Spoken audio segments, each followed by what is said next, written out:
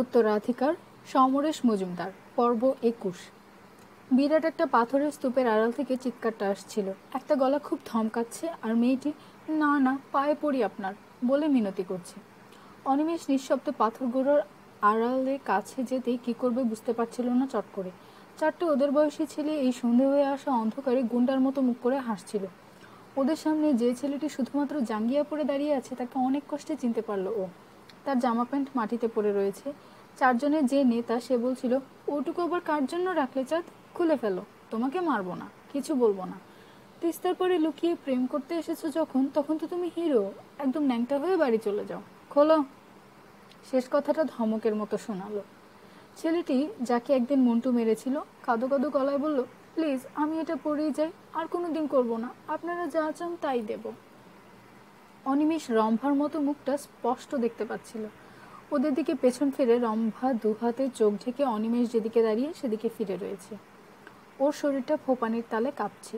এই সময় চারজনের একজন রম্ভার দিকে তাকিয়ে গেল, তোমার নাম কি? রম্ভা কোনো জবাব দিল না, তেমনি ফোপাতে লাগলো। বাড়ি কোথায়? তাও জবাব নেই। ছেলেটি বোধহয় একটু রেগে গেল। আবার ফ্যাচ হচ্ছে। শালা লুকিয়ে এখানে এসে হামি খাবার বেলায় মনে ছিল না? আমরা যে সামনে এসেছি তার খেয়াল হচ্ছিল না। যাক, জামা টামা খুলে ন্যাংটা হয়ে বাড়ি যাও খুকি। রম্ভা সজোরে ঘাড় নাড়ল। ওদের মধ্যে একজন ছেলেটির চিবুক নেড়ে দিয়ে বলল, জম্পেশ মাল পটিয়েছ বাবা, একা খাওয়া কি ভালো? প্রথম ছেলেটি এবার চট করে রম্ভার পিঠে জামার ওপরটা খপ করে ধরে বলল, এই খোল, নইলে বাপের নাম ভুলিয়ে দেব। সঙ্গে সঙ্গে অনিমেষের মাথা গরম হয়ে গেল। এক ছুটে সে দলটার মধ্যে গিয়ে পড়লো এবং কেউ কিছু বোঝার আগেই ছেলেটার হাত মুচড়ে বলল, কি আরম্ভ করেছো তোমরা? এটা কি গুন্ডামির জায়গা? ব্যাপারটা এত দ্রুত হয়ে গিয়েছিল যে ছেলেটি ভীষণ ঘাবড়ে গেল। রম্ভা ঘুরে অনিমেষকে দেখতে পেয়ে কি করবে বুঝতে না পেরে শেষ পর্যন্ত দৌড়ে এসে তাকে জড়িয়ে ধরল। অনিমেষ, দেখো ওরা আমার উপর অত্যাচার করছে, আমি এমনি কথা বলতে এসেছিলাম আর আমাকে অপমান করছে। বোধহয় রম্ভার গলার স্বরেই বাকি তিনজনের সম্বিত ফিরে এলো। ওরা এক লাফে সামনে এসে প্রথম ছেলেটিকে ছাড়িয়ে নিল। রম্ভার হাতের বাঁধন শরীরে থাকায় অনিমেষ নড়তে পারছে না। প্রথম ছেলেটি এবার খেপে গিয়ে বলল, এই শালা আবার কে? দুজনের সঙ্গে এসেছিল নাকি? হঠাৎ অনিমেষ দেখলো একটা ঘুষি ওর মুখ লক্ষ্য করে এগিয়ে আসছে। কিছু বোঝার আগে ও মাথা নিচু করে রম্ভাকে নিয়ে বসে পড়ল। তাল সামলাতে না পেরে রম্ভা পড়ে যেতে ওর হাত অনিমেষের শরীর থেকে খুলে গেল। অনিমেষ নিজেকে বাঁচাতে প্রাণপণে ছেলেটার উদ্দেশ্যে একটা লাথি ছাড়ল। ওই অবস্থায় কোকিয়ে ওঠা একটা শব্দ কানে যেতেই অনিমেষ দেখলো ওর চারপাশে পাগুলো ঘিরে ফেলেছে। কোনো রকমে মাটি থেকে লাথি খাওয়া ছেলেটা উঠে দাঁড়িয়ে বলল, এবার বুঝবে আমার গায়ে হাত তুললে কেমন লাগে, শালাকে শেষ করে ফেলবো। অনিমেষ মাটিতে হাঁটু মুড়ে বসেছিল। রম্ভা খানিক পেছনে উঠে দাঁড়িয়েছে। অনিমেষ বুঝতে পারছিল ও যদি উঠে দাঁড়াবার চেষ্টা করে তাহলে সব দিক দিয়ে আক্রমণ শুরু হবে। ও স্থির করলো, যদি মরতে হয় একজনকে মেরে মরবে। ঠিক এই সময় মন্টুর গলা শুনতে পেল অনিমেষ। কি হচ্ছে কি? সঙ্গে সঙ্গে চারটে ছেলেই ঘুরে দাঁড়ালো। অনিমেষ ওদের পায়ের ফাঁক দিয়ে দেখলো মন্টু, অর্ক আর তপন পাথরের ওপর দাঁড়িয়ে আছে। এতক্ষণ বুকের মধ্যে যে ঢিপঢিপানিটা শব্দ তুলছিল সেটা চট করে থেমে গেল। এখন ওরা সমান সমান, ও আর একা নয়। এই সময় ১ নম্বর ছেলেটি বলে উঠল, আরে মন্টু, তুই ওখানে? মন্টু বলল, তোরা কি করছিস? ওর গলার স্বর গম্ভীর। ছেলেটি বলল, আরে শালা এখানে লায়না মজনুর জোর পেয়ার চলছিল, কি হামি খাওয়ার শব্দ। আমরা কেসটা হাতে নিতে এই মাল ছুটে এলো, আবার আমার গায়ে লাথি মারে, বোঝো? জানে না তো আমি কার শিষ্য। মন্টু এগিয়ে গেল, সেম সাইড হয়ে যাচ্ছে, ও আমার বন্ধু। চিৎকার শুনে ছুটে এসেছে। ছেলেটা যেন ভীষণ হতাশ হলো, বলল, যাস শালা। তারপর অনিমেষের হাত ধরে তুলে বলল, খুব বেঁচে গেলে ভাই, কিন্তু ফিউচারে এরকম করলে ছাড়বো না। এতক্ষণে মন্টু রম্ভাকে ভালো করে লক্ষ্য করেছে। জাঙ্গিয়া পড়া ছেলেটাকেও আগেই দেখেছিল। ও অনিমেষের কাছে এসে দাঁড়ালো, খুব সাহস তো। রম্ভা কাঁদো কাঁদো গলায় বলে উঠল এই সময়, আমি কিছু জানি না। ১ নম্বর চাপা গলায় বলল, বৃহৎ হারামি মেয়ে ছিলে মাইরি, একদম বিশ্বাস করবি না, ওর কীর্তি আমি নিজের চোখে দেখেছি। মন্টু অনিমেষকে বলল, কি করা যায় রে? অনিমেষ কিছু বলার আগে অর্ক বলল, ছেড়ে দে, বালিকা জানে না ও মরে গেছে। হঠাৎ মন্টু ঘুরে দাঁড়িয়ে ছেলেটাকে খুব জোরে চড় মারল। বেচারা এমনিই দাঁড়িয়ে কাঁদছিল, চড় খেয়ে পাথরের ওপর উল্টে পড়ল। মন্টু এগিয়ে ওকে আবার তুলে ধরে বলল, এই, তোকে বলেছিলাম না যে এ পাড়ায় আসবি না, আবার সাইকেলে কেষ্টর বাঁশি বাজিয়েছে। কোনো রকমের ছেলেটা সোজা হয়ে দাঁড়িয়ে বলল, আমি আসতে চাইনি, ও জোর করে এনেছে। চাপা গলায় মন্টু বলল, কি করে দেখা হলো? ছেলেটা গড়গড় করে বলে গেল, আমার বোন ওর সঙ্গে পড়ে, বোনের হাত দিয়ে চিঠি পাঠিয়ে দেখা করতে বলছিল। একটু চিন্তা করলো মন্টু। ঠিক আছে, তুই ওকে বিয়ে করবি? একটু দ্বিধা না করে ছেলেটা বলল, না। কেন? প্রেম করছো আর বিয়ের বেলা না কেন? ধমক দিল মন্টু। ও মিথ্যেবাদী, নিজেই সব কাজ করে এখন ভান করছে। অর্ক বলল, মেয়ে ছেলে মানেই তাই। এই সত্যটা চিরকাল মনে রেখো চাদু।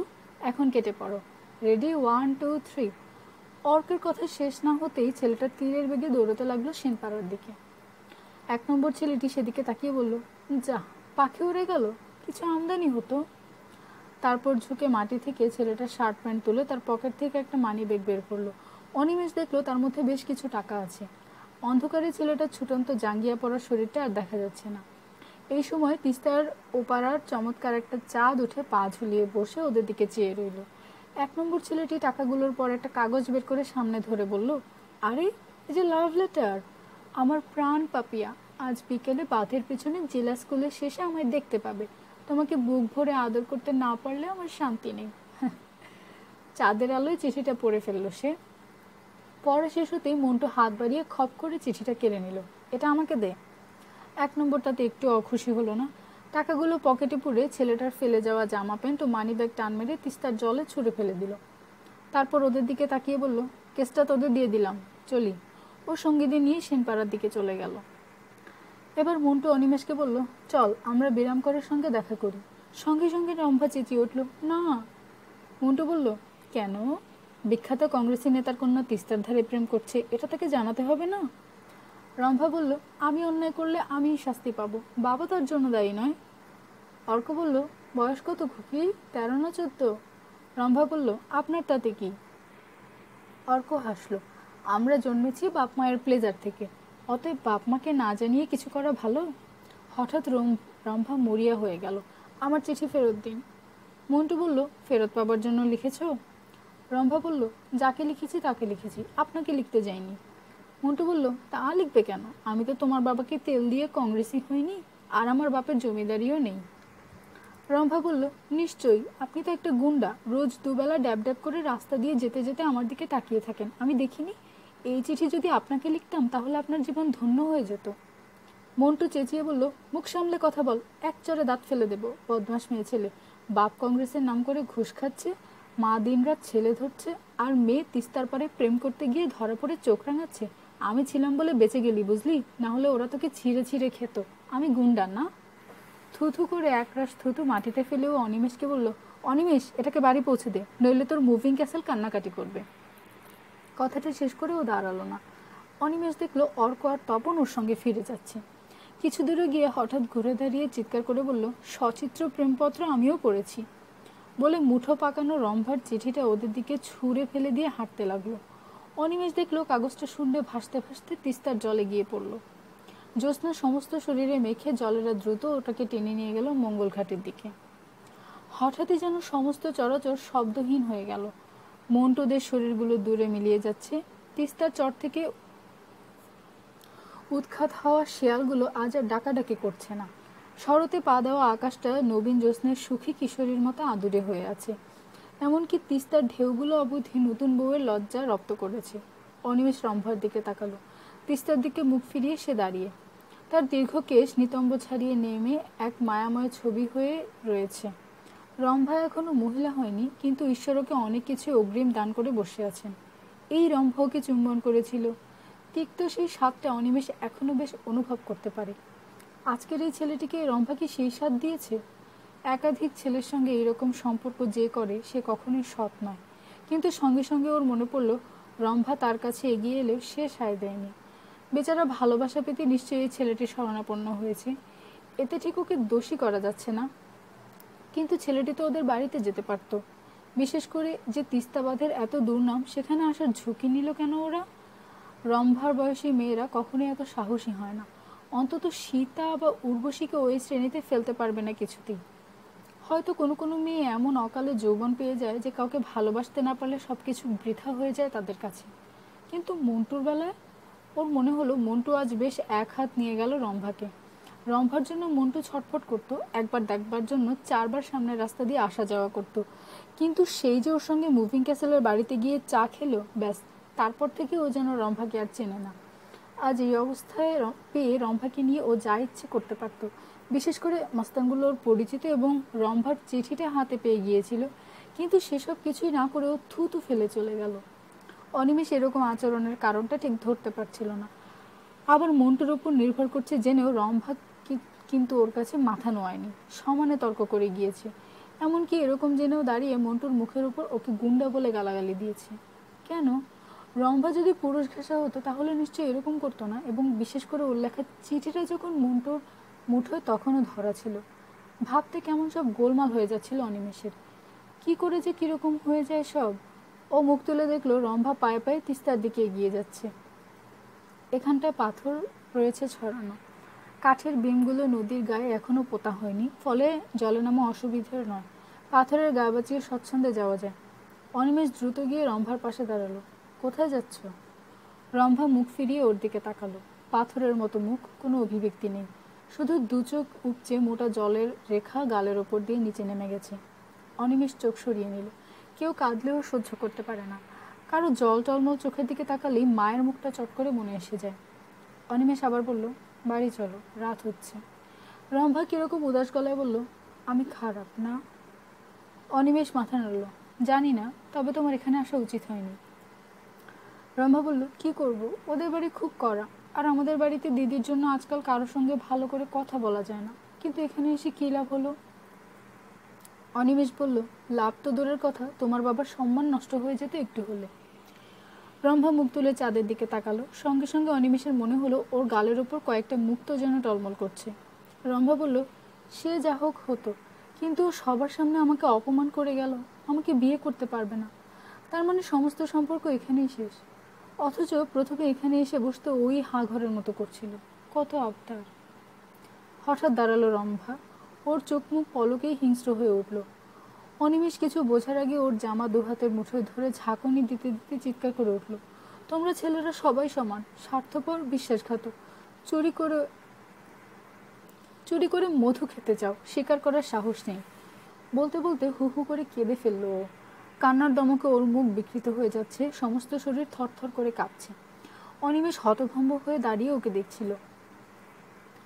ওর বলতে ইচ্ছে করছিল, আমি তো তোমার কোনো ক্ষতি করিনি, তোমার কাছে চুরি করে কিছু নিতে চাইনি।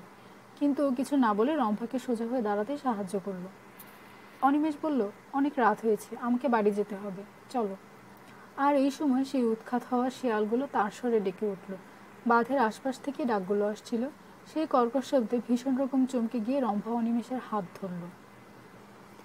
ধীর পায়ে ওরা হাকিম পাড়ার দিকে হেঁটে আসছিল।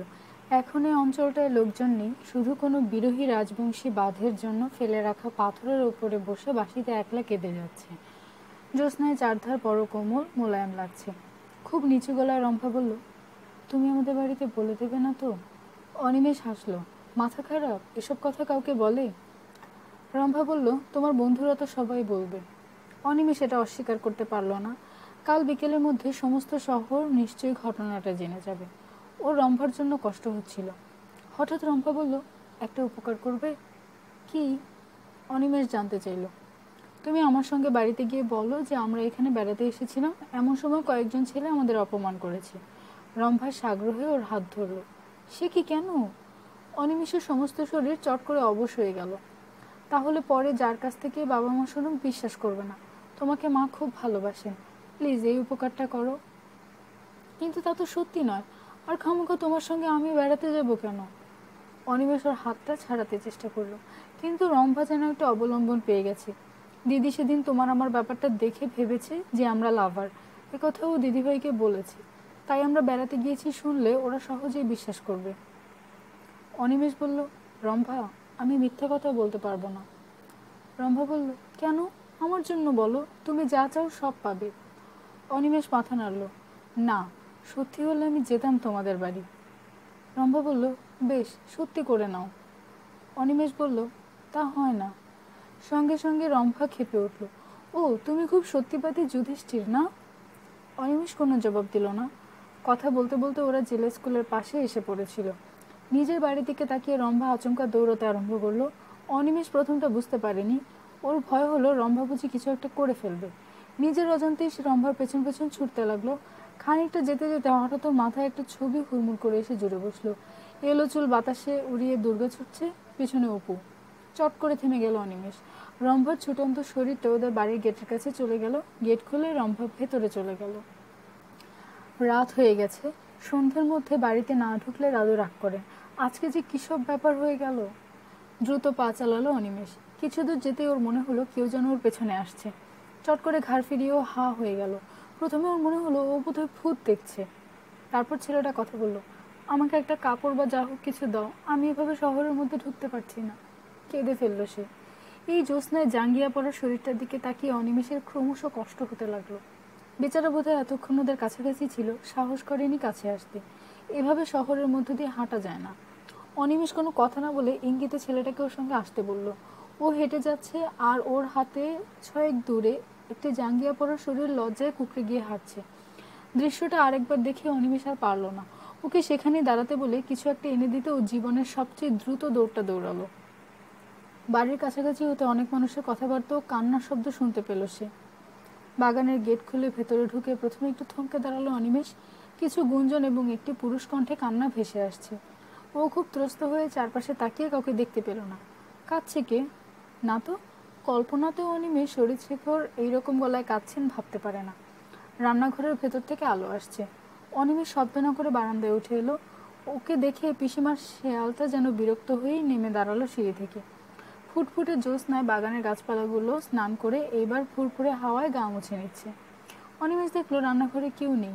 এমনকি দরজাটা অবধি বাইরে থেকে টেনে দেওয়া। চোর এলে সব ফাঁক হয়ে যাবে। পিসিমতো এত অসতর্ক হয়ে বাইরে যান না। দাদুর ঘরের দিকে যাবার সময় ওর মাথায় উঠোনের তারে ঝুলে থাকা একটা ময়লা গামছা ঠেকলো। দাদুর ঘাম মুছে এই গামছাটা এখনো শুকোচ্ছে। এই বাড়িতে এরকম আগে হয়নি। নিশ্চয় গোলমালটা খুব গুরুতর ধরনের। দেরি করে বাড়িতে আসার জন্য যে সংকোচ এবং কিছুটা ভয় ওর মধ্যে ছিল সেটা ক্রমশ কমে যাচ্ছিল। গুঞ্জনটা হচ্ছে বাইরে ভাড়াটের দিকে। কান্নাটা এখন একটু কমেছে, মাঝে মাঝে গোঙানির শব্দ হচ্ছে। অনিমেষ দ্রুত সেদিকে যেতে গিয়ে থমকে দাঁড়ালো। তারপর ফিরে এসে তারে ঝোলানো ভিজে গামছাটা একটানে নামিয়ে নিয়ে বাগান পেরিয়ে গেটের কাছে এসে দাঁড়ালো। সুপারি গাছের ছায়া থেকে চট করে ছেলেটার সামনে বেরিয়ে এলো। কি হয়েছে? অনিমেষ মাথা নাড়ল। জানি না, এটা ছাড়া কিছু পেলাম না। ছেলেটা বলল, কেউ মারা গেলে এরকম কাঁদে। অনিমেষ কথাটা শুনে আরো ব্যস্ত হয়ে পড়ল। ঠিক আছে, এটা নিয়ে এবার কাটো। ছেলেটা হাত বাড়িয়ে ভিজে গামছাটা নিয়ে করুণ গলায় বলে উঠল, এ মা, এই ভেজা গামছা পরে আমি রাস্তা দিয়ে হাঁটবো? অনিমেষের মাথায় তরাক করে রক্ত উঠে গেল। ও জাঙ্গিয়া পড়া শরীরটার দিকে একবার তাকালো। তাহলে যা পড়ে আছো তাতেই যাও। প্রেম করতে যাওয়ার সময় খেয়াল ছিল না? বসতে বসতে বসতে দিলেই শুতে চায়। আর দাঁড়ালো না সে। হন হন করে ফিরে এলো একবারও পেছনে না তাকিয়ে। নতুন বাড়ির বারান্দা দিয়ে এগোতে শব্দটা বাড়তে লাগলো। বাইরের বারান্দায় যাবার মুখটায় পিসিমা দাঁড়িয়ে আছেন। আঁচলটা এক হাতে মুখে চাপা দেওয়া। ঠিক তার পাশে একটা মোড়ায় দাদু হাঁটুর উপর দুহাত রেখে চুপচাপ বসে, আর সামনের ছোট লনটা লোকে ভর্তি হয়ে গিয়েছে। খুব আস্তে সবাই কথা বলছে, কিন্তু সেটাই গুঞ্জন বলে ওর এতক্ষণ মনে হচ্ছিল। সবার মুখ ডান দিকের বারান্দার দিকে ফেরানো। অনিমেষ এখান থেকে সেদিকটা দেখতে পাচ্ছিল না। পিসিমার পাশে যেতে খপ করে তিনি ওর হাত ধরলেন। তারপর অস্বাভাবিক চাপা গলায় বললেন, এতক্ষণ কোথায় ছিলি? কি উত্তর দেবে ঠিক করার আগে তিনি বললেন, চিন্তায় চিন্তায় আমার বুক ধরফর করছিল। বাবা জিজ্ঞাসা করছিল তোর কথা। আমি বলেছি অনেকক্ষণ এসেছিস। অনিমেষ খুব নিচু গলায় জিজ্ঞাসা করলেন, কি হয়েছে? এত লোক কেন? মুখ থেকে আঁচল না সরিয়ে তেমনি গলায় পিসিমা বললেন, সুনীল মরে গেছে। সমস্ত শরীর অসাড় হয়ে গেল অনিমেষের। ও কিছুক্ষণ শূন্য দৃষ্টিতে পিসিমার মুখের দিকে তাকিয়ে বলল, কেন? পিসিমা বলল, কি জানি, শুনেছি মেরে ফেলেছে। প্রিয়র জন্য ভীষণ ভয় হচ্ছে। আর এক মুহূর্ত দাঁড়ালো না অনিমেষ। দৌড়ে ও লনে নেমে পড়তেই সুনীল দাকে দেখতে পেল। ওদের বারান্দায় প্রচুর মানুষ মাথা নিচু করে বসে আছে, আর তাদের ঠিক মাঝখানে একটা খাটিয়ায় সুনীলদা চুপচাপ শুয়ে আছে। বুক অবধি সাদা কাপড় টানা, হাত দুটো তার তলায়, মাথায় লাল লাল ছোপ লাগা ব্যান্ডেজ। নাক, চোখ, ঠোঁট বর্ষায় জ্যোৎস্নায় মাখামাখি হয়ে রয়েছে। সুনীলদার বাবা, যাকে কোনোদিন কথা বলতে দেখেনি অনিমেষ, তিনি ছেলের মাথার কাছে বসে মাঝে মাঝে ডুকরে উঠছেন। জয়াদিদের দরজা বন্ধ, ওদের ফিরতে দেরি আছে। অনিমেষ পায়ে পায়ে সিঁড়ি বেয়ে কয়েক ধাপ উঠে এলো। সুনীলদার কাছে যাবার জন্য একটা সরু প্যাসেজ করে রেখেছে উপবিষ্ট মানুষেরা। একদৃষ্টে সুনীলদার বন্ধ চোখের পাতার দিকে তাকিয়ে থাকতে থাকতে অনিমেষ ভীষণ কাঁপুনি অনুভব করল। যেন প্রচণ্ড শীত করছে, হাতে পায়ে সার নেই, একটা শীতল স্রোত ক্রমশ শিরায় শিরায় ছড়িয়ে পড়ছে। সুনীলদা মরে গেছে। যে সুনীলদা ওকে কত কথা বলতো, ওর চেয়ে মাত্র কয়েক বছরের বড়। সুন্দর চেহারা সুনীলদা ঠোঁটের কোণে আলতো হাসির ভাঁজ রেখে মরে গেছে। কিন্তু কেন? কেন সুনীলদাকে মরতে হলো? স্পষ্টই বোঝা যাচ্ছে ওকে কেউ হত্যা করেছে। অনিমেষ মুখ তুলে দেখলো অনেকেই ওর দিকে তাকিয়ে আছেন, কিন্তু এখন এই মুহূর্তে এখানে কোনো কথা বললে সেটা বিচ্ছিরি লাগবে, এটা অনুভব করতে পারলো অনিমেষ। ও আস্তে আস্তে বাকি ধাপগুলো পেরিয়ে সুনীলদার খাটিয়ার পাশে গিয়ে দাঁড়াতেই সুনীলদার বাবা ওকে দেখতে পেলেন। সঙ্গে সঙ্গে ভদ্রলোক দুহাত বাড়িয়ে অনিমেষকে জড়িয়ে ধরলেন। দেখো দেখো, আমার সুনীলকে তোমরা দেখো। চিৎকারটা শেষ দিকে কান্নায় জড়িয়ে যেতে অনিমেষ এই প্রৌঢ়ের হাতের বাঁধনে দাঁড়িয়ে থেকে হু হু করে কেঁদে ফেলল। কেউ একজন পাশ থেকে এই প্রথম কথা বলল, মেসোমশাই একটু শক্ত হন। শক্ত হব? কান্নাটা তখনও শব্দগুলোকে নিয়ে খেলা করছিল। আমি তো শক্ত আছি। আমার ছেলে কমিউনিস্ট পার্টি করে, আমি কিছু বলি না। কলকাতা থেকে বই আনায় আমি টাকা দিই। 10-12 দিন কোথায় গিয়ে সংগঠন করে, আমি চুপ করে থাকি। আমার চেয়ে শক্ত আর কোন বাবা থাকবে? অনিমেষ ওর আলিঙ্গনে বন্দী হয়ে পাশে বসে পড়েছিল। সুনীলদার মুখ এখন ওর এক হাতের মধ্যে। সুনীলদা কোথায় গিয়েছিল? স্বর্গ ছেড়ে? স্বর্গ ছেড়াতে কেউ সুনীলদাকে খুন করতে পারে? কিছুতেই বিশ্বাস করতে ইচ্ছে হয় না ওর। সুনীলদার কেউ শত্রু হতে পারে? পারে। সুনীলদা বলেছিলেন শত্রু চারধারে, যারা ক্ষমতা আঁকড়ে থাকতে চায় তারাই আমাদের শত্রু। তাহলে স্বর্গ ছেড়ে ক্ষমতা আগলে থাকবে এবং শত্রু হবে, এরকমটা শুধু বাগানের ম্যানেজার ছাড়া আর কাউকে কল্পনা করা যায় না। কিন্তু সেক্ষেত্রে তো পুলিশ আছে। ওই ঠোঁট দুটোর দিকে তাকিয়ে থাকতে থাকতে অনিমেষ স্পষ্ট শুনতে পেল, এসেছে নতুন শিশু, তাকে ছেড়ে দিতে হবে স্থান। মৃত পৃথিবী ভগ্ন ধ্বংসস্তূপ পিঠে চলে যেতে হবে আমাদের। চলে যাব, তবু দেহে যতক্ষণ আছে প্রাণ, প্রাণপণে এই পৃথিবীর সরব জঞ্জাল। এই বিশ্বকে এই শিশুর বাসযোগ্য করে যাব আমি। এই বারান্দায় এক সন্ধ্যাবেলায় পায়চারি করতে করতে আবৃত্তি করেছিল সুনীলদা। এখন এই জ্যোৎস্নায় ধোয়া সুনীলদার মুখের দিকে তাকিয়ে ওর মনে হলো সুনীলদা হয়তো সামান্য বড় ছেলে বয়সে, কিন্তু তার কোনো কথাও স্পষ্ট বুঝতে পারেনি। ঠিক এই সময় একটা রিক্সা এসে গেটের কাছে থামলো। 2-3 জন লোক সেদিকে তাকিয়ে যেতে অনিমেষ দেখলো রিক্সা থেকে একটা বিরাট ফুলের মালা নামিয়ে যিনি আসছেন তাকে সে চেনে। এক হাত কাটা, অথচ কোনো ভ্রুক্ষেপ নেই। মালাটা নিয়ে দৃঢ় পায়ে নেমে এসে সিঁড়ি দিয়ে সোজা উপরে চলে গেলেন তিনি। সুনীলদার সামনে এসে হাঁটু গেড়ে বসে কয়েক মুহূর্ত ওর মুখের দিকে একদৃষ্টে তাকিয়ে থেকে মালাটা সুনীলদার বুকের ওপর এমন আলতো করে নামিয়ে রাখলেন যাতে একটুও না লাগে। তারপর খুব মৃদুস্বরে বললেন, সুনীল, আমরা আছি, তুই ভাবিস না। অনিমেষ ওর দিকে তাকিয়ে চোখ সরিয়ে নিল। না, চিনতে পারেনি। সেই সন্ধ্যায় ছোট কাকার সঙ্গে ওর বাড়িতে সেজে গিয়েছিল নিশ্চয়ই খেয়াল করতে পারেননি। এই মানুষটির হাঁটা চলা এবং কথা বলা তাকে ক্রমশ আচ্ছন্ন করে ফেলছিল। ছোট কাকা কি করে পকেট থেকে রিভলভার বের করে ওর মুখের উপর ধরেছিল? তাহলে ছোট কাকাও কি ওর শত্রু? হ্যাঁ, ছোট কাকা তো ক্ষমতাবান মানুষদের একজন। ক্রমশ ঘোলা জলটা থিতিয়ে আসছিল। প্রায় নিঃশব্দেই সুনীলদাকে ওরা ঠিকঠাক করে নিল। সুনীলদার বাবা হঠাৎ যেন একদম বোবা হয়ে গেছেন, কোনো কথা বলছেন না। সেই কান্নাটাও যেন আর ওর গলায় নেই। এতক্ষণে নাগাল পেল, না, স্বর্গ ছেড়ে নয়, ডুয়ার্সের অন্য এক চা বাগানে দুদল শ্রমিকের মধ্যে সরাসরি সংঘর্ষ থামাতে সুনীলদা ছুটে গিয়েছিলেন। আসন্ন হরতাল বানচাল হয়ে যেত তাতে। শেষ পর্যন্ত সফল হয়ে সংগঠনকে আরও মজবুত করে আজ সকালে জলপাইগুড়িতে ফিরে আসছিল সে। ভোরবেলায় বাসস্ট্যান্ডে আসবার সময় কেউ ওকে ভোজালি দিয়ে মাথায় আঘাত করে।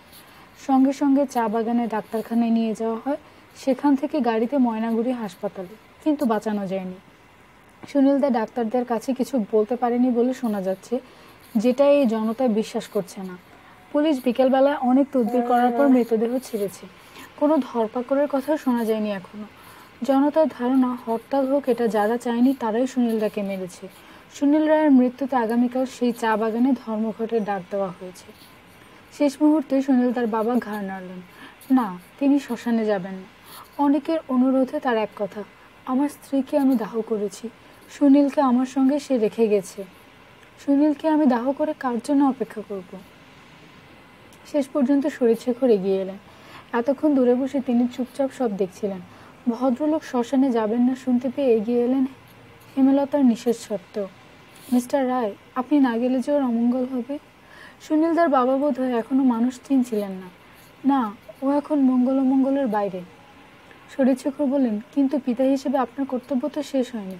আপনি ওকে জন্ম দিয়েছেন, পালন করেছেন, উপযুক্ত করেছেন, তাই তার শেষ যাওয়ার সময় আপনার উপস্থিতি ওকে মুক্তি দেবে। সঙ্গে সঙ্গে সজোরে ঘাড় নাড়তে লাগলেন তিনি। হলো না, ও বলতো মরে গেলেও আমি আবার কমিউনিস্ট হব। আচ্ছা, আপনার আঙুল আগুনে পুড়ছে, আপনি সহ্য করতে পারবেন? পারুন, আমি বড় দুর্বল, পারবো না। প্রায় নিঃশব্দেই সুনীলদাকে বাড়ির গেট খুলে বের করা হলো। ওরা যখন যাত্রা শুরু করছিল, অনিমেষ তখন দৌড়ে পিসিমার কাছে গেল। দাদু নেই বারান্দায়। সুনীলদার বাবা ঘরে ঢুকে যাওয়ার পর লনে চুপচাপ দাঁড়িয়ে আছেন। অনিমেষ পিসিমাকে বলল, আমি শ্মশানে যাব। ও ভেবেছিল পিসিমা নিশ্চয়ই আপত্তি করবেন, তাই প্রশ্ন করেনি, নিজের ইচ্ছাটা জানিয়েছিল। কিন্তু অবাক হয়ে দেখলো পিসিমা ঘাড় নেড়ে সম্মতি জানালেন। তারপর বললেন, জামা প্যান্ট পাল্টে একটা গামছা নিয়ে যা। কেউ চলে গেলে প্রতিবেশীর শ্মশান বন্ধু হওয়া উচিত। এই প্রথম পিসিমা একটা গুরুত্বপূর্ণ ব্যাপারে দাদুর অনুমতির জন্য অপেক্ষা করলেন না। গামছা নিয়ে একটা পুরনো শার্ট গায়ে চড়িয়ে অনি বারান্দায় এসে দাঁড়ানো দাদুর শরীরের পাশ দিয়ে দৌড়ে বাড়ির বাইরে চলে গেল। সুনীলদাকে নিয়ে ওরা এতক্ষণে অনেকটা এগিয়ে গিয়েছে। চিৎকার করে দাদু যেন কিছু বললেন পেছন থেকে, কিন্তু তা শোনার জন্য অনিমেষ অপেক্ষা করল না। টাউন ক্লাবের পাশের রাস্তায় শ্মশান যাত্রীদের ধরে ফেলল। ওরা তেরাস্তার পরে আসতে অনিমেষ খাটিয়ার পাশে চলে এলো। ও পাশের হাসপাতাল পাড়ার রাস্তা দিয়ে কয়েকজন ফুল নিয়ে এদিকে আসছিল। তাদের দেখে শ্মশান যাত্রীরা থামল। যে 4-5 জন এসেছিল তারা ফুলগুলো সুনীলদের বুকে ছড়িয়ে দিতে একজন বলে উঠল, সুনীল রায়, তোমায় আমরা ভুলছি না, ভুলবো না। চাপা গলায় অদ্ভুত অভিমান নিয়ে বলে ওঠা এই বাক্যটির জন্য যেন এতক্ষণ সবাই অপেক্ষা করছিল। প্রত্যেকটি মানুষের বুকের এই কথাটা একজনের মুখ দিয়ে বেরিয়ে আসতে সবার মুখ খুলে গেল। চলতে চলতে একজন চাপা গলায় বলল, সুনীল রায়, তোমায় আমরা। বাকি কণ্ঠগুলো দৃঢ়ভঙ্গিতে পূরণ করলো, ভুলছি না, ভুলবো না। এই স্বপ্নের মতো জ্যোৎস্নায় চুবানো শহরের পথ দিয়ে হেঁটে যেতে যেতে অনিমেষের বুকের মধ্যে অদ্ভুত শিহরণ জাগল। আজ রাস্তায় মিউনিসিপ্যালিটির আলো জ্বলছে না। চন্দ্রদেব তার সবটুকু সঞ্চয় উজাড় করে দিয়েছেন, কারণ সুনীলদা শেষ যাত্রায় চলেছে।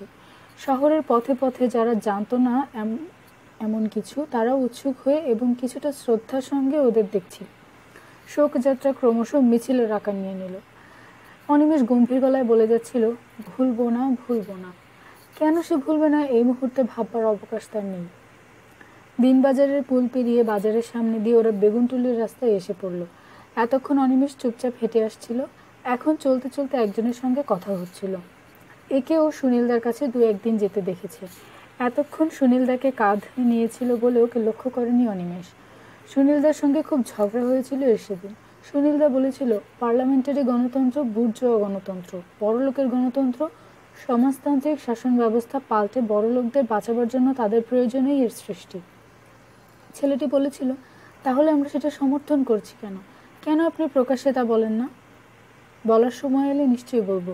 ওরা না পাকলে অপারেশন করা যায় না। সুনীলদার এই কথা নিয়ে ওদের তর্ক উত্তপ্ত হয়েছিল। অনিমেষ তার সবটা মাথায় রাখতে পারেনি। এখন হাঁটতে হাঁটতে ছেলেটি নিজের মনে বলল, আশ্চর্য, রমলাদি আসেননি। রমলাদি? অনিমেষ মহিলাকে মনে করতে পারল। ওই যে হাত কাটা প্রৌঢ় নরম চেহারার মানুষটি পেছন পেছন হেঁটে আসছেন।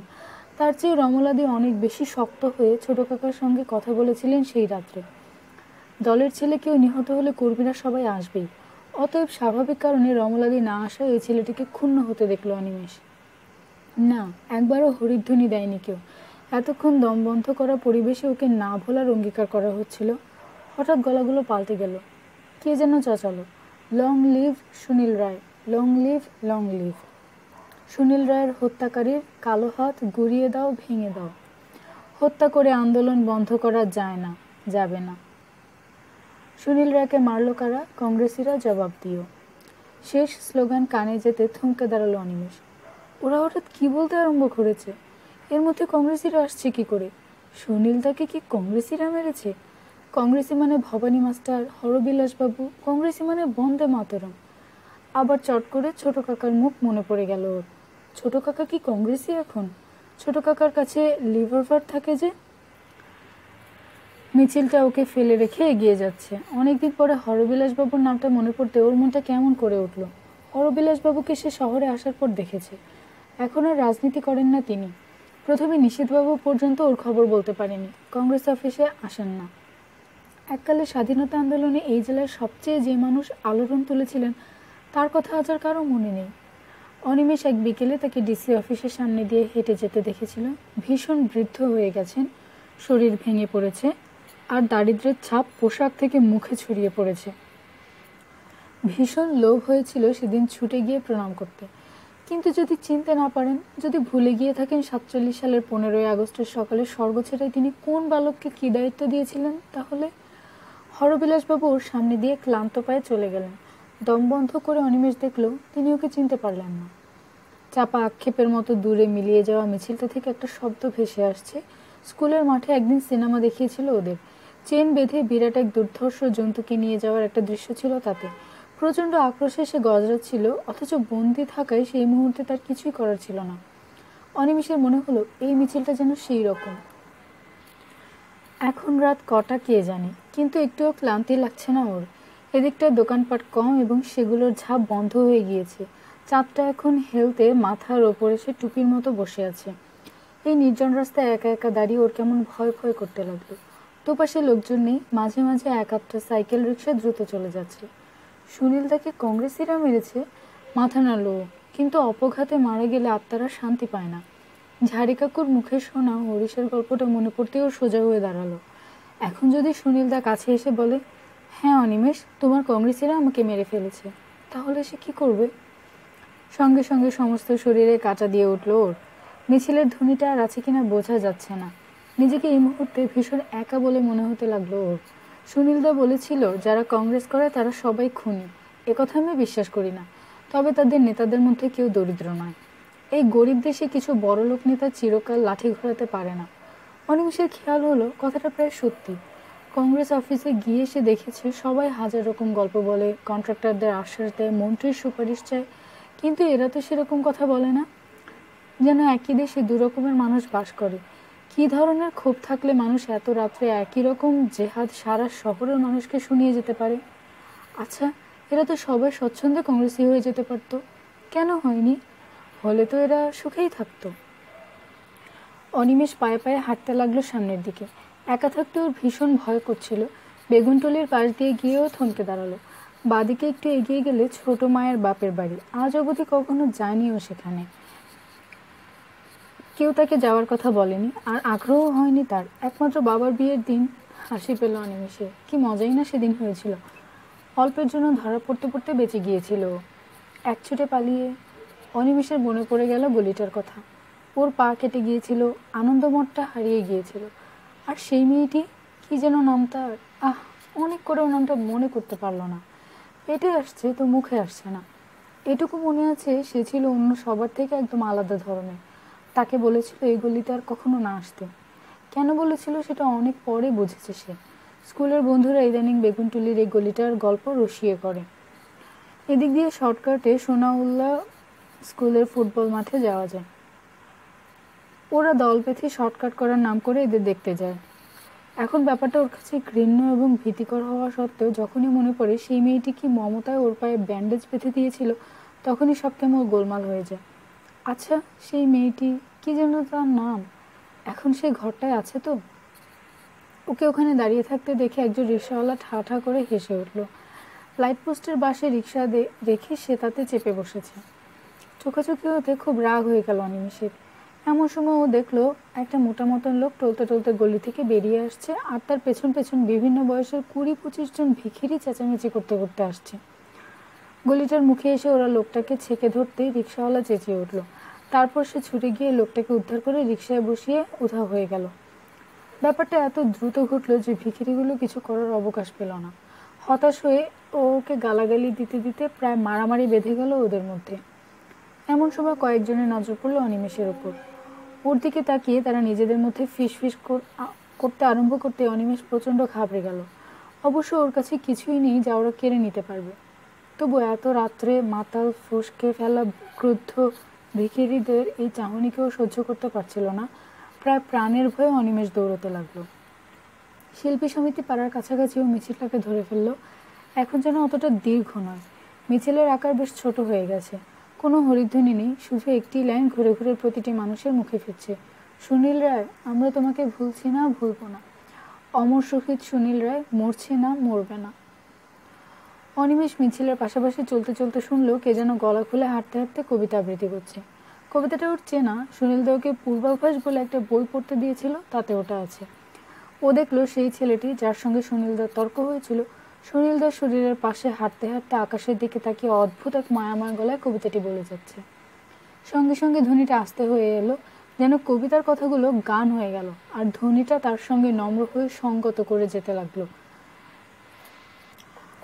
সময় যে হরবিন্দাচল, ছেঁড়া আকাশের উঁচু ত্রিপল, দ্রুত বিদ্রোহে হানু উপল, শত শত মাথা তোলো তুমি বিন্ধ্যাচল, মোছো উদ্গত অশ্রুজল, যে গেল সে গেল, ভেবে কি ফল, ঘোলো ক্ষত। কিন্তু সঙ্গে সঙ্গে আওয়াজ উঠল, ভুলছি না, ভুলবো না। দুটো সম্পূর্ণ ভিন্ন চিন্তাধারা একটা শোকের মুঠোয় বাধা পড়ে ক্রমশ এক হয়ে যাচ্ছে, অনিমেষ অনুভব করছিল। ওর হঠাৎ ইচ্ছে করেছিল সুনীলদার খাতিরাতে কাঁধ দিতে। আজ অবধি কোনোদিন সে কাউকে কাঁধে করে শ্মশানে নিয়ে যায়নি। সত্যি বলতে কি, শ্মশানে সে গিয়েছিল একবারই। খুব অস্পষ্ট সেই যাওয়াটা মনে পড়ে, কিন্তু একটা লকলকে চিতার আগুন আর তার মা মেঘের মতো চুল ছড়িয়ে সেই আগুনে শুয়ে আছেন, বুকের মধ্যে জন্মটিকার মতো এ দৃশ্য স্পষ্ট হয়ে আছে। আজ এতদিন বাদে শ্মশানে যাচ্ছে যে অনিমেষ সুনীলদার পাশে চলে এলো। যে চারজন ওকে কাঁধে করে নিয়ে যাচ্ছে তাদের দিকে তাকালো সে। প্রত্যেকের মুখ গম্ভীর এবং যেন মহান কোনো কর্ম সম্পন্ন করার নিষ্ঠায় মগ্ন, যে অনিমেষ চেষ্টা করেও তাদের নিজের ইচ্ছাটা জানাতে পারল না। মাসকলাই বাড়ি ছাড়িয়ে ওরা শ্মশানে এসে গেল। ছোট্ট পুলটা পেরিয়ে শ্মশান চত্বরে ঢুকতেই অনিমেষের চট করে সমস্ত কিছু মনে পড়ে গেল। মাকে নিয়ে ওরা এখানে এসে ওই গাছটার তলায় বসেছিল, চিতা সাজানো হয়েছিল এই নদীর ধারটায়। বুকের মধ্যে সেই ব্যথাটা তীর করে ফিরে আসছিল যেন। অনিমেষ অনেকদিন পর মায়ের জন্য কেঁদে ফেলল। কোনো কোনো সময় চোখের জল ফেলতে এত আরাম লাগে সে কখনো জানতো না। হঠাৎ একজনকে জিজ্ঞাসা করলো, সুনীল আপনার কেউ হয়? কথাটা বুঝতে না পেরে তার মুখের দিকে তাকাতেই সে প্রশ্নটা শুধরে নিল, আত্মীয়? এবার চট করে চোখের জলটা মুছে ফেলল অনিমেষ। আমরা এক বাড়িতে থাকি। ভদ্রলোক আর কথা বাড়ালেন না, দাহ করার তোড়জোড় চলছে। অনিমেষ ভালো করে নজর করে দেখলো সুনীলদার জন্য কেউ কাঁদছে না। সবাই যেন গভীর নিষ্ঠার সঙ্গে সুনীলদার শেষকৃত্য করে যাচ্ছে। এখন কেউ কোনো ধ্বনি দিচ্ছে না। খুব অস্বস্তি হচ্ছিল অনিমেষের। যেহেতু সুনীলদা হিন্দু, তাই অন্তত এই সময় হরিধ্বনি দেওয়া উচিত। এ কথাটা কারো মাথায় ঢুকছে না কেন? এই সময় হরিধ্বনি নেই, কান্না নেই। যদিও সে কখনো দাহ করতে শ্মশানে আসেনি, তবু পিসিমার কাছ থেকে শুনে শুনে এটা একটা অবিচ্ছেদ্য অঙ্গ বলে মনে হচ্ছিল তার। সে সময় হরিনাম করলে আত্মার শান্তি হয়, কথাটাও সেই ছেলেটিকে বলল। এতক্ষণ কবিতা আবৃত্তি করার পর শ্মশানে এসে সে চুপচাপ সিগারেট খেয়ে যাচ্ছিল। কথাটা শুনে সে ম্লান হাসি হাসল। সব মানুষের আত্মা কি এক নিয়মে চলে? কোটিপতি চোরাকারবারি আর সত্যিকারের একজন শহীদ মরার পর হরিনাম শুনলেই যদি আত্মা শান্তি পায়, তাহলে বলার কিছু নেই। সত্যিকারের কমিউনিস্ট তার যতক্ষণ দেশে সমাজতান্ত্রিক রাষ্ট্র প্রতিষ্ঠিত না হচ্ছে ততক্ষণ শান্তি পাবে না। অনিমেষ হঠাৎ অনুভব করলো ও যেন কথাটা অস্বীকার করতে পারছে না। ক্ষুদিরাম বলেছিলেন দেশ স্বাধীন না হওয়া পর্যন্ত তিনি ফিরে জন্ম নেবেন। সত্যি একটা চোর আর শহীদের আত্মার সমান সম্মান এবং সুবিধে পেতে পারে না। অনিমেষ অলসভাবে পায়চারি করতে লাগলো। দূরে একটা চিতা প্রায় নিভে এসেছে, কাঠগুলো জ্বলে জ্বলে আগুন নিভু নিভু। প্রচণ্ড কান্নায় কেউ ভেঙে পড়ছে সেখানে, তাকে সামলাচ্ছে অন্যরা। হরিবোল ধ্বনি দিতে দিতে আরেকটি মৃতদেহ নিয়ে শ্মশানের দিকে কিছু লোক আসছে। অনিমেষের এখন আর ভয় করছিল না। দুধেলা জ্যোৎস্নায় এই শ্মশানের মাটি, গাছ, নদী ধপধপ করছে। আকাশে এত নীল রং যে না দেখলে বিশ্বাস করা যায় না। গোল আধুলের মতো রূপলি চাঁদ চুপচাপ সরে সরে যাচ্ছে। আশ্চর্য, ঠিক এরকম সময় কিছু মানুষকে পৃথিবী থেকে চলে যাবার পর শ্মশানে আনা হয়েছে পুড়িয়ে শেষ করে দেবার জন্য। ওর খুব মন খারাপ হয়ে গেল। কেন যে সেই শ্মশানেও চাঁদের আলো পড়ে? স্নান করিয়ে দাহ করার যে নিয়মটা এখানে চালু আছে তা সকলে মানেন না। সামান্য জল ছিটিয়ে শুদ্ধ করে নেয় অনেকে। অনিমেষ শুনতে পেল। যে টোমটি তদারক করছিল তার দিকে তাকিয়ে অনিমেষ অবাক হয়ে গেল। এর মুখ দেখে মনে হয় না এইসব শোক দুঃখ একে স্পর্শ করে। কখনো কি ও মাথা তুলে আকাশ ভাসানো চাঁদটাকে ভালো করে দেখেছে? মনে হয় না। সুনীলদার উলঙ্গ শরীরটাকে উপর করে শুইয়ে দিয়ে সে যেভাবে পা দুটো সোজা করে দিল তাতে পিসিমার উনুন ধরানোর ভঙ্গিটা মনে পড়ে গেল ওর। চিতার কাছাকাছি গোল হয়ে দাঁড়িয়েছিল সবাই। সুনীলদার কোমরের পিছন দিকটায় বিরাট জরুলটার আলো পড়ে চোখ টেনে নিচ্ছে। মানুষ মরে গেলে তার কত গোপন জিনিস সবাই সহজে জেনে দেয়। সুনীলদার এখন কিছু করার নেই। হঠাৎ মাকে দেখতে পেল। মা শুয়েছিল সমস্ত চিতা আলো করে। ভীষণ সুন্দর দেখাচ্ছিল সেই চুলগুলো। সুনীলদাকে এই মুহূর্তে খুব দুর্বল অসহায় বলে মনে হচ্ছিল অনিমেষের। কে যেন বলল, মুখাগ্নি করবে কে? সঙ্গে সঙ্গে গুঞ্জন শুরু হয়ে গেল। সুনীলদার বাবা আসেননি, কোনো আত্মীয় এই শহরে থাকে না। সমস্যাটা চট করে সমাধান করতে পারছিল না শ্মশান যাত্রীরা। এই সময় অনিমেষ দেখলো সেই ছেলেটি যে আবৃত্তি করছিল, যার সঙ্গে সুনীলদার খুব তর্ক হতো, সে অলস ভঙ্গি নিয়ে এগিয়ে এলো। কই, কি করতে হবে বলুন? একজন একটু দ্বিধা নিয়ে বলল, তুমি করবে? নিশ্চয়ই, ছেলেটি জবাব দিল। সংগ্রাম শুরু করো মুক্তির, দিন নেই তর্ক ও যুক্তির। আমার চেয়ে বড় আত্মীয় আর কে আছে? দিন। হাত নেড়ে নেড়ে কথাটা বলে সে পাটকাঠির আগুনটা তুলে নিয়ে সুনীলদার বুকে ছুঁয়ে মুখের উপর বুলিয়ে দিল। সঙ্গে সঙ্গে অনেকগুলো হাত আগুন ছুঁয়ে চিতাটাকে জাগিয়ে দিল। কেউ কোনো কথা বলছে না, শুধু ফটফট করে কাঠ ফাটার শব্দ আর আগুনের শিখাগুলো যেন হামাগুড়ি দিয়ে সুনীলদার দিকে এগিয়ে আসছে। হঠাৎ দমটা চেঁচিয়ে উঠল, বল হরি, হরি বল। তার সেই একক কণ্ঠ শ্মশানের আকাশে একবার পাক খেয়ে ফিরে গেল আচমকা। অবাক হয়ে সে শ্মশান যাত্রীদের দিকে তাকালো। তার অভিজ্ঞতা এইরকম নৈশব্দ সে বোধহয় দেখেনি। নীরবতা এতখানি বুকচাপা হয় এর আগে অনিমেষ এমন করে কখনো বোঝেনি। সেই বাড়ি থেকে বের হবার পর যে ধ্বনি দেওয়া হয়েছিল, যে মানুষগুলো সুনীলদাকে কেন্দ্র করে জেহাদ জানাচ্ছিল, এখন এই সময় তারা ছবির মতো মাথা নিচু করে দাঁড়িয়ে আছে। কতখানি ভালোবাসা পেলে এরকমটা হয় অনিমেষ আজ করতে পারছিল না। তবে সুনীলদা কিছু মানুষকে ভীষণ রকম আলোড়িত করেছিলেন। এখন অনিমেষ নিজেকে তার বাইরে ফেলতে পারল না। আগুন কাউকে ক্ষমা করে না। সুনীলদার শরীরটা ক্রমশ গলে গলে পড়ছে। মারও এরকমটা হয়েছিল। হঠাৎ দু চোখে দু হাতে চাপা দিল অনিমেষ। এই দৃশ্য সে দেখতে পাচ্ছে না, কিন্তু চোখ বন্ধ করেও সে যে নিস্তার পাচ্ছে না। অজস্র ছোট ছোট চিতা চোখের পাতায় পাতায় জ্বলে যাচ্ছে। এটা একটাকে নেভাতে গেলে অন্যটা জ্বলে ওঠে। চোখ খুলতে সাহস হচ্ছে না, অথচ অনিমেষ এই অবস্থায় শুনতে পেলেও সেই ছেলেটা নিজের মনে মনে কিছু আবৃত্তি করে যাচ্ছে। মনে হয় ঘোরের মধ্যে আছে সে। কতক্ষণ কেটে গেছে খেয়াল নেই। হঠাৎ সবাই কথা বলে উঠল। দুর্গা ঠাকুর বিসর্জনের সময় 7 পাক ঘোরানো হয়ে গেলে জলে ফেলবার মুহূর্তটাতে এরকম ব্যস্ততা ভক্তদের মধ্যে হয়ে থাকে। অনিমেষ বন্ধ চোখ দাঁড়িয়ে দাঁড়িয়ে শুনল, খুব চাপা এবং রুদ্ধ গলায় ছেলেটি বলছে, কমরেড, তোমায় আমি ভুলছি না, ভুলবো না। চোখ খুলল অনিমেষ। খুলে একটু একটু করে সাহস এনে চিতার দিকে তাকালো। না, সুনীলদা ওখানে নেই। একটা দলা পাকানো কালো কিছু পুড়ে শেষ হয়ে যাচ্ছে। এই পৃথিবীর কোথাও আর সুনীলদাকে খুঁজে পাওয়া যাবে না। একটু একটু করে মানুষজন ফিরে ফিরে যাচ্ছিল। সামান্য বাতাস দিচ্ছে। কোথা থেকে হালকা মেঘেরা এসে মাঝে মাঝে চাঁদের মুখ আড়াল করে দিচ্ছে। সেই মুহূর্তে সমস্ত চরাচরে একটা ছায়া দুলে দুলে যাচ্ছে। অনিমেষ দেখলো সেই ছেলেটি আচ্ছন্নের মতো হেঁটে যাচ্ছে তার সামনে দিয়ে। যেতে যেতে মুখ তুলে চাঁদকে দেখে চেঁচিয়ে উঠল, ঠিক ঠিক, কবিতা, তোমায় আজকে দিলাম ছুটি। ক্ষুধার রাজ্যে পৃথিবী গদ্যময়, পূর্ণিমা চাঁদ যেন ঝলসানো রুটি। অনিমেষ আর দাঁড়ালো না। ও দ্রুত এগিয়ে গিয়ে ছেলেটির সঙ্গ নিল। ছেলেটি ওর দিকে তাকিয়ে হাসলো। পথ অনেকটা, কিন্তু আমাকে একা হাঁটতে হচ্ছে না। তুমি আর আমি হাঁটলে পথ আর বেশি হবে না, কি বলো? অনিমেষ কোনো কথা বলল না।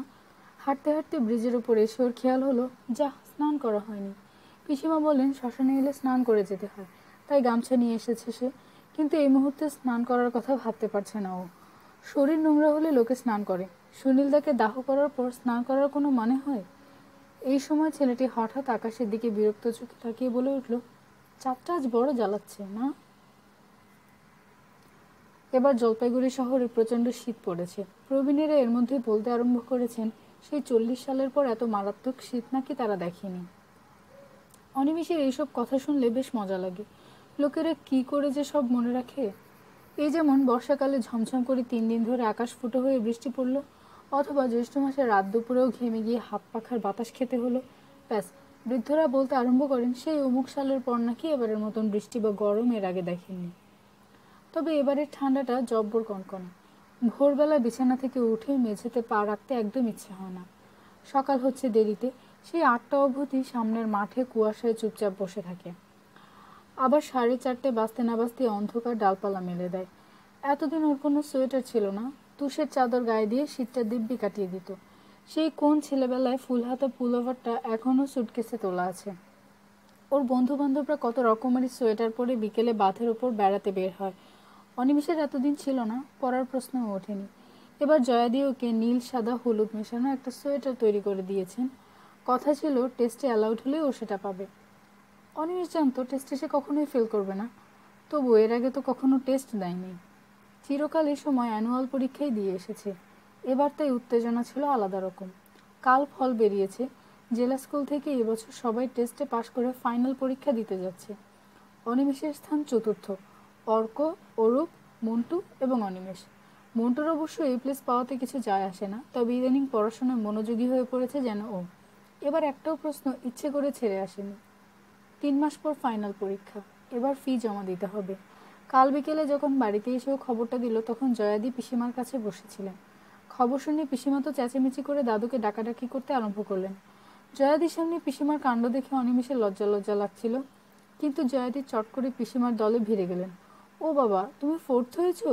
জেলা স্কুলের 4th বয় মানে তো ফার্স্ট ডিভিশন একদম বাধা। ইস, একটুখানি ছেলে কলেজে পড়তে চলল।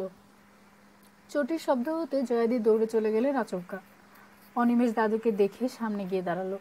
টেস্টে পাশ করলে কি প্রণাম করা উচিত? শরীরছেখন নাতির মুখের দিকে তাকিয়ে বললেন, আমাদের বংশে কেউ ফার্স্ট ডিভিশনে পাস করেনি। তোমার এবারের মার্কস কেমন? অনিমেষ মাথা নিচু করে বলল, 3 নম্বর কিছুই না, একটু পড়াশোনা করলে ওটা পেতে অসুবিধে হবে না। তুমি এখন বাইরের জগৎ থেকে মনটা সরিয়ে নাও, জীবনে বারবার ফাইনাল পরীক্ষা আসে না। কথাটা বলে চট করে ঘুরে ঘরের ভেতরে চলে গেলেন। অনিমেষ দাদুর এরকম নিরাসক্ত কথাবার্তায় অভ্যস্ত, কিন্তু একটু পরে চটির আওয়াজ ফিরে এলো।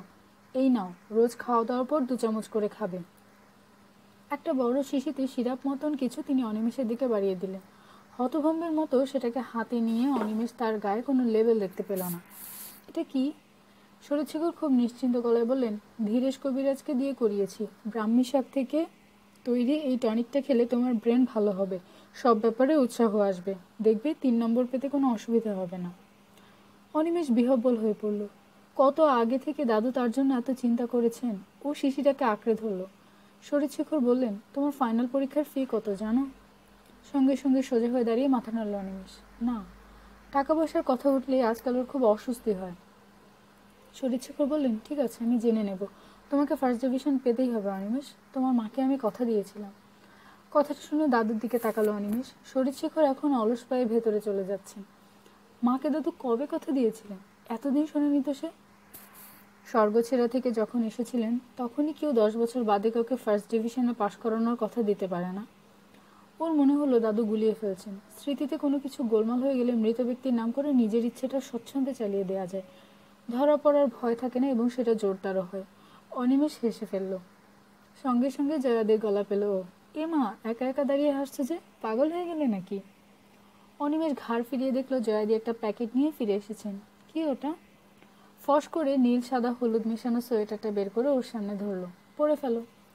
জয়াদি ওর জন্য সোয়েটার বানাচ্ছেন, মাঝে মাঝে বুক পিঠের মাপ নিয়ে যান, একথা সবাই জানে। কিন্তু এখন এই মুহূর্তে অনিমেষের ভীষণ আনন্দ হচ্ছিল। সে চিৎকার করে পিসিমাকে ডাকলো, পিসিমা তাড়াতাড়ি। শরৎশেখর যখন কথা বলছিলেন তখন হেমলতা রান্নাঘরে ফিরে গিয়েছিলেন। চিৎকার শুনে ছুটে এলেন। ও মা, হয়ে গেছে? বলিসনি তো? কি সুন্দর! 8 জন্মে জয়া তোর দিদি ছিল অনি। জয়াদি হেসে ফেলেন। ও মা, এ জন্মে আমি বুঝি কেউ নই? অনিমেষ হাত বাড়িয়ে সোয়েটারটা নিল। কি নরম উল! পিসিমা আর জয়াদিতে মিলে ওকে সোয়েটারটা পরালেন।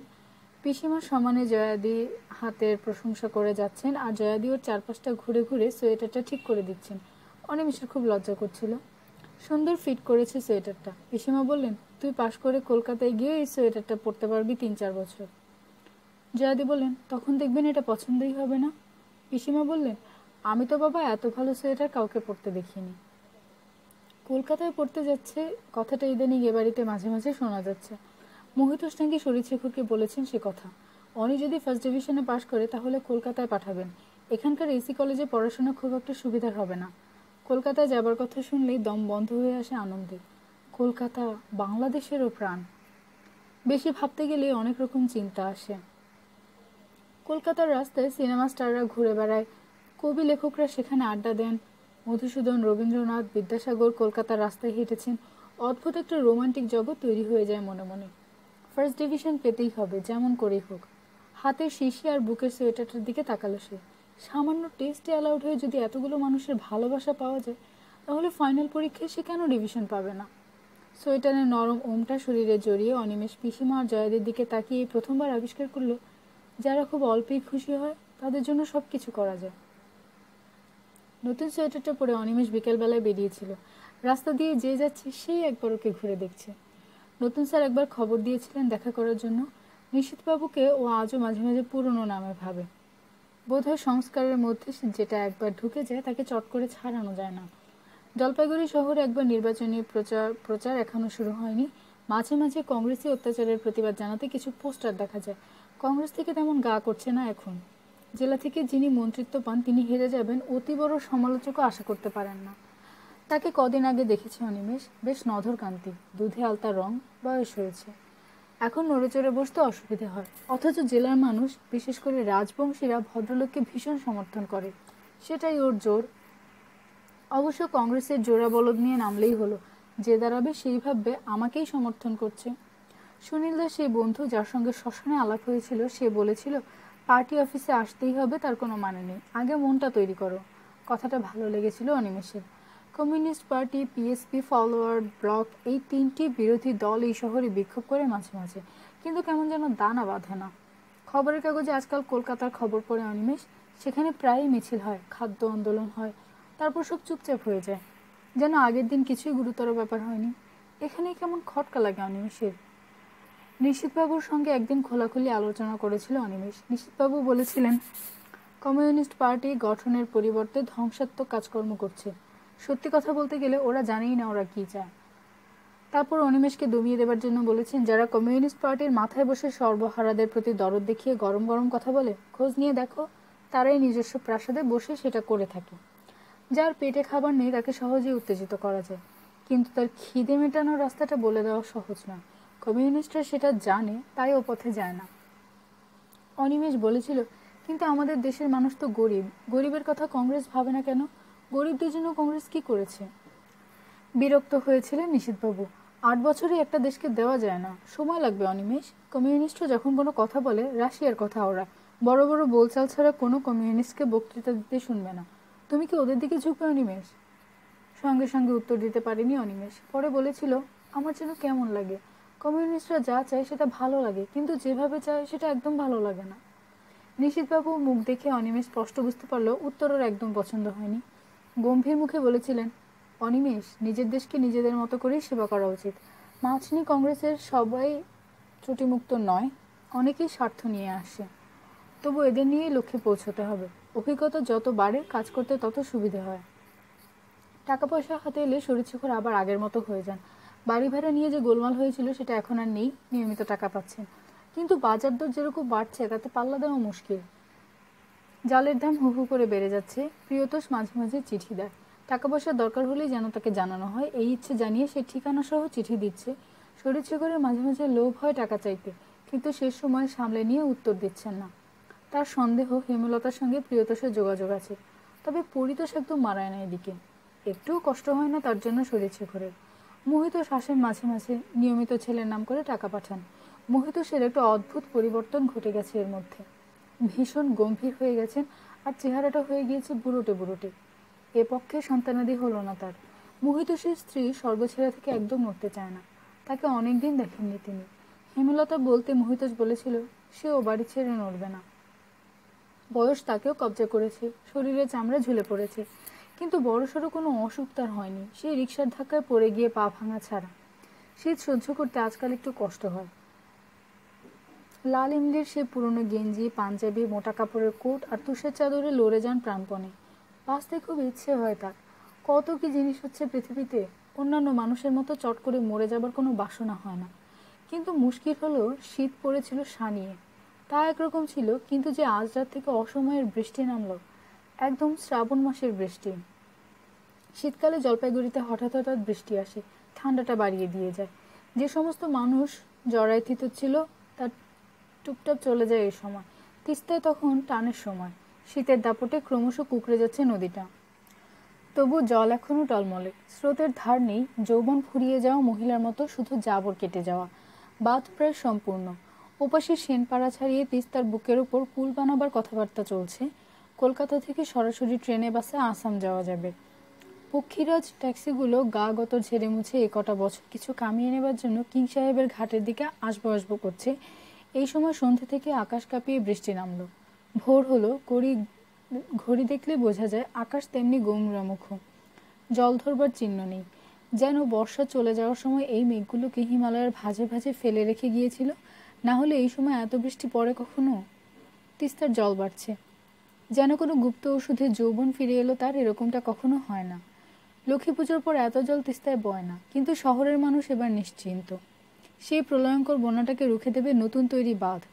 তিস্তা সরাসরি শহরটাকে গ্রাস করতে পারল না এবার, কিন্তু করলার জল ছিটকে উঠে এলো কিছু কিছু নিচু জায়গায়। হাসপাতাল পাড়াটা এই ঠান্ডায় 3 দিন জলের তলায় ডুবে রইল। আহ্লাদী মেয়ের মতো করলা গিয়ে মুখ ঘষছে কিং সাহেবের ঘাটের পাশে তিস্তার বুকে। ঠিক 3 দিন 3 রাতের পর বৃষ্টি থেমে রোদ উঠল। হেমলতার অবস্থা খুব কাহিল, গরম বস্ত্র তার বেশি নেই। যতক্ষণ পেরেছেন উনুনের পাশে বসে থেকেছেন। চিরকালই কাঠকয়লার আগুনগুলো তাকে শীত থেকে বাঁচিয়ে রাখে। আপাদমস্তক মোড়া শরীরশেখর রোদ উঠলে উঠোনে এসে বসলেন। দুজনে গল্প করছিলেন। আজ সন্ধে থেকে শীত ডবল হয়ে পড়বে। রোদ উঠলেই শীত বাড়ে। অনিমেষ বাজারে গিয়েছিল, শুধু আলু, ঢেঁকি শাক আর ঢ্যাঁড়স নিয়ে ফিরে এসে বলল, শিকারপুর ফরেস্টের দিকে প্রচণ্ড বন্যা হয়েছে, ভোটপাটি ভেসে গেছে। হেমলতা বাজার দেখে বললেন, ইস, তুই এতক্ষণ ধরে এই বাজার আনলি? অনিমেষ বলল, কিছু থাকলে তো আনবো, সবাই মারামারি করে নিয়ে নিচ্ছে যা পাচ্ছে। অনেকদিন পরে বাজারে গিয়ে অনিমেষ অত্যন্ত বিরক্ত। ফেরত টাকাটা সে দাদুর দিকে বাড়িয়ে দিল। শরীরশেখর টাকা নিয়ে বললেন, মাছ এনেছো? অনিমেষ ঘাড় নাড়ল, না। শরীরশেখর রাগ করলেন, কি আশ্চর্য, তোমাকে আমি যা বলি শোনো না কেন? এখনই 3 মাস মাছ না খেলে তোমার শরীরে বল হবে কি করে? বেশি পড়াশোনা করতে গেলে শরীরে জোর দরকার হয়। অনিমেষ হাসল, 30 টাকা সের কাটাপোনা খাওয়ার ইচ্ছে আমার নেই। অত দামের মাছ তাই সবাই কিনছে না, মাছ না খেলেও আমার চলবে।